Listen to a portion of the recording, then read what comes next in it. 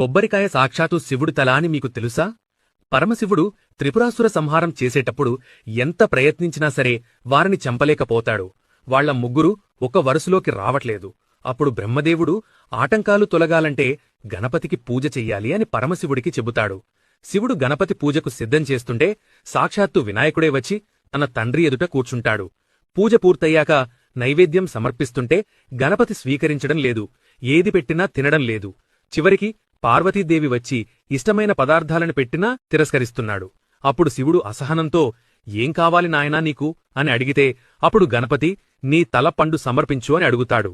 వినాయకుడు నా శిరస్సును అడుగుతున్నాడు అంటే ఏదో మర్మముందని శివుడు గ్రహిస్తాడు. శివుడు ధ్యానంలో కూర్చుని దోసలు పట్టేసరికి ఆయన చేతిలోకి తెల్లగా మెరుస్తూ గుండ్రంగా ఉన్న ఒక పదార్థం ప్రత్యక్షమయ్యింది. పరమేశ్వరుడికి ఉన్న 3 కన్నులాగా ఆ పదార్థంపై 3 కన్లు ఏర్పడ్డాయి. లక్ష్మీనారాయణ శక్తి కూడా అందులో నిక్షిప్తమయ్యింది. శివుడు తలపై ఉన్న గంగమ్మ అందులోకి ప్రవేశించింది.